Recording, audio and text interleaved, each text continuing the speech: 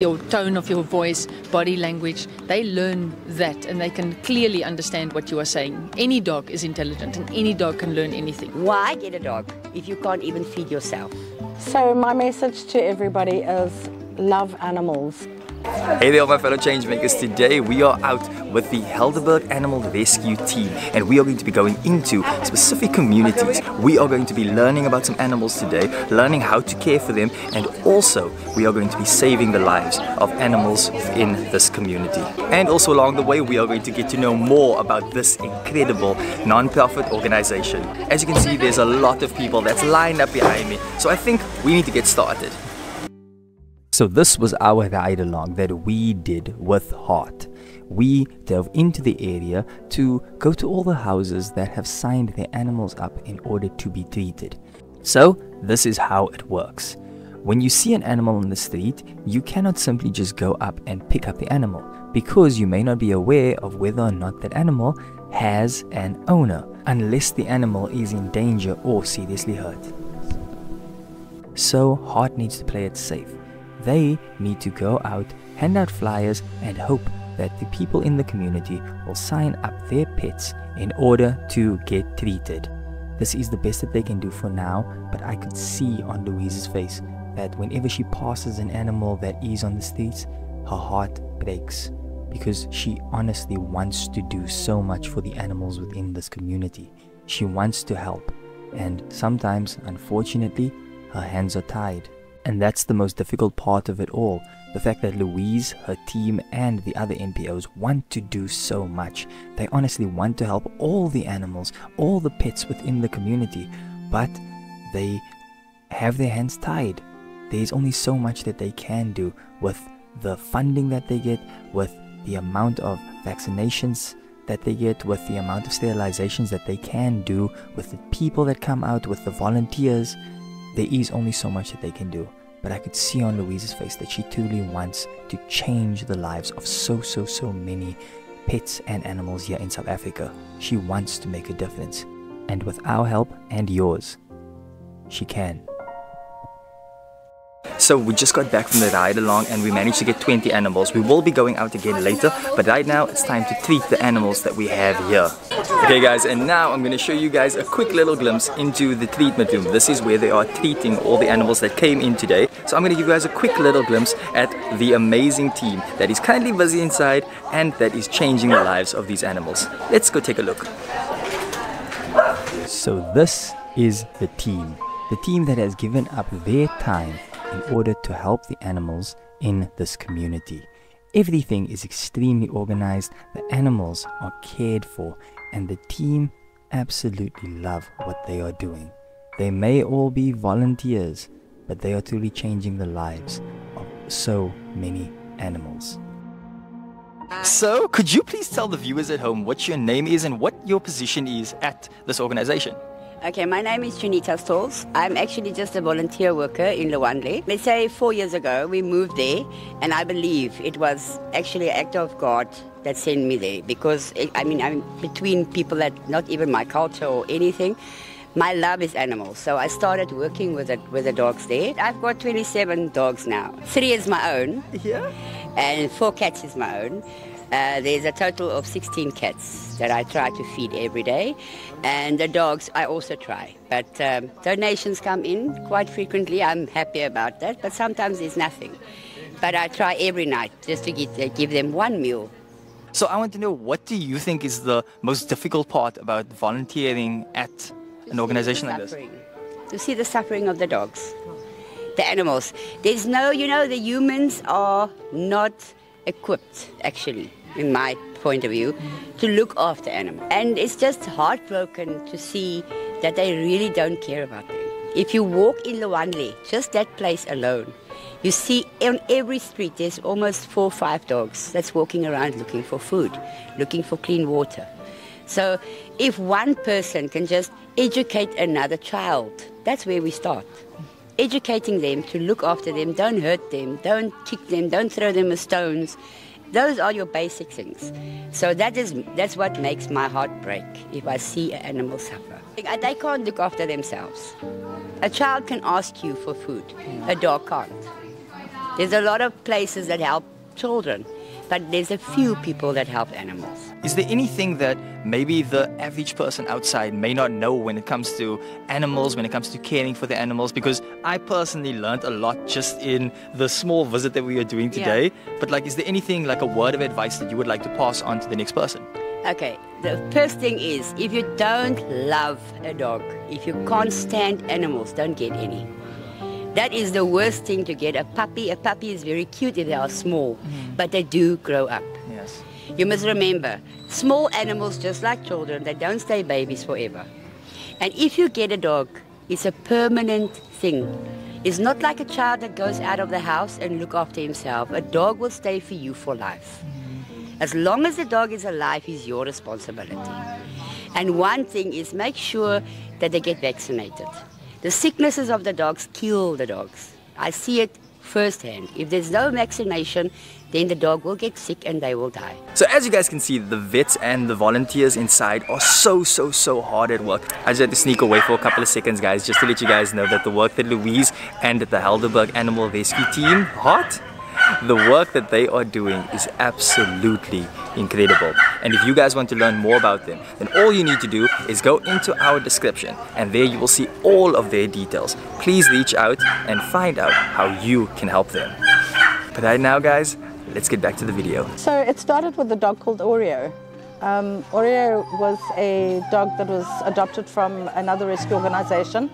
He was stolen, and we were driving around looking for him, and I saw the conditions of the dogs in the area we were searching, and I couldn't believe it. I was horrified. Dogs with no shelter, no kennels, starving, running in the street, and I had to do something. So raising funds is the hardest thing. Trying to get the support, trying to get fosters, trying to get food. We're very blessed that we do get a lot of donations of food, but our vet bills are a huge problem. We're dealing at the moment with kitten season, so we have over 70 kittens and cats already in foster care. All of the mother cats that we have taken in all have biliary, so that's 5 weeks of treatment. We couldn't do this without the funding from the public. So basically good nutrition. A lot of people think that it's great to feed potato peels to their dogs. They don't understand that dogs need protein and calcium and vitamins. They need to be vaccinated. That is critical to avoid parvo, distemper, feline leukemia, feline AIDS. All animals should be vaccinated, and sterilization creates a healthier dog. So it controls the population, obviously. Overbreeding, a lot of these dogs here have been bred over and over and over again, but not because they want to, but because they can't do anything about it. So female dogs can get what's called pyometra. So it's where they get an inflammation of the uterus, and it gets enormous. Their uterus grows so big. And that can kill them. It's a form of cancer, and there's also male dogs can have testicular cancer as well. We see some terrible things because when dogs are mating, it takes a long time for them to uncouple, as it were, and a lot of dogs get thrown with boiling water to try and separate them because they don't understand what it's about. And it's just the number of dogs that go missing because there's a bitch on heat down the road and the dog will jump. In fact, I've seen dogs climb trees to get out of a property, to get 5 k's down the road where they can still smell that dog on heat. So from a safety point of view, from a health point of view, and to reduce the population, it's now law in the city of Cape Town that every animal needs to be sterilized by the age of 6 months. And this is one of the reasons why we focused on this. So one thing that we believe in is education, and educating the owners on better pet care.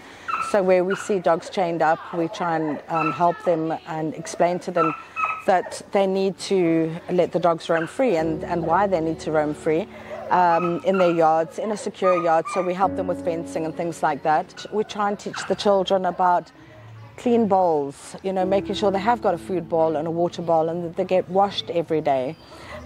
We try and teach them about nutrition and what's good for the dogs and cats, and a lot of people think cats catch mice and they don't need to feed them, which is very cruel. So we try and teach them, the children, just to love their dogs, to brush them, to bath them, you know, to look out for the ticks, to take the ticks and the fleas, you know, and treat them for that.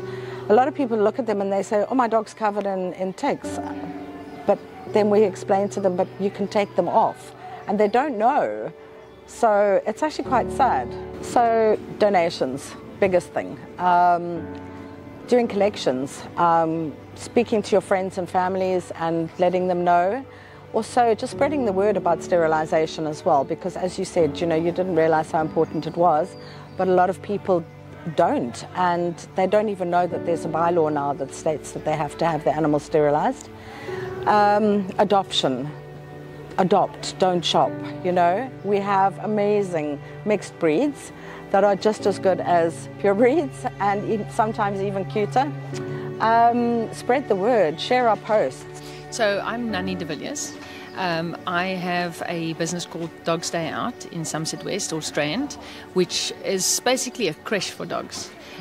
We have people drop their dogs off to come and play, and they come and pick them up at the end of the day as well and everything. So obviously we have a lot of animal crazy clients.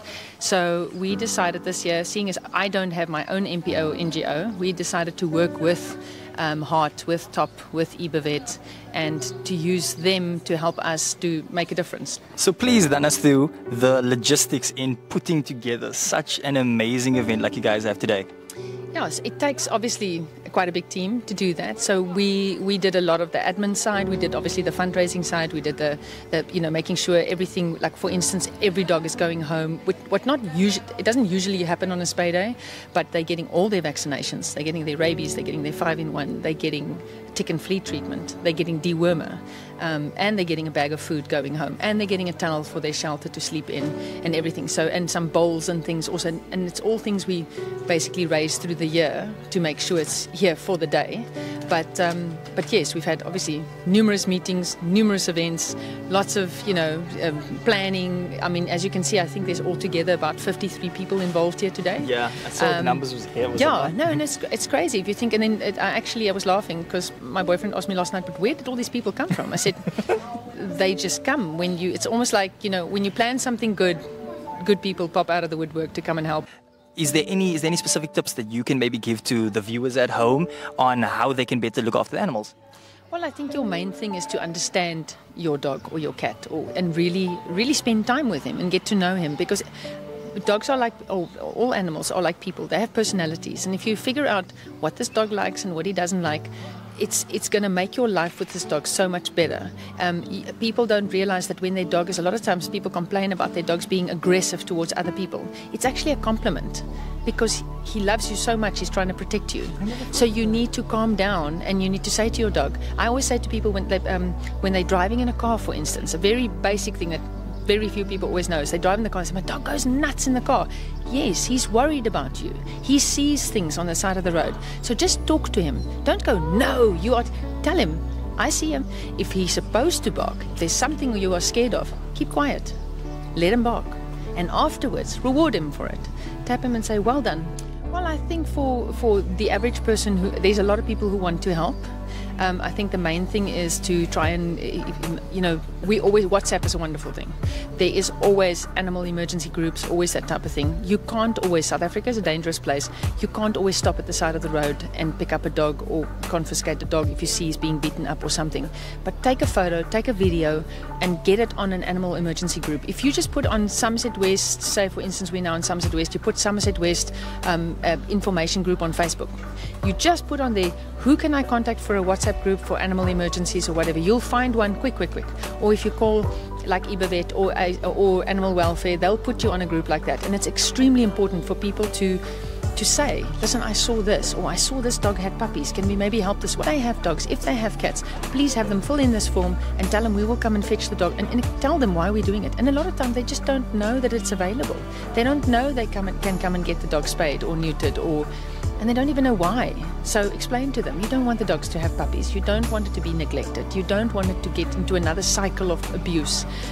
You know, and don't want dogs fighting and stuff like that. So I think what people can do if they're not in the area is definitely photos, WhatsApp groups, get involved and find out when the next spay day is and spread the word.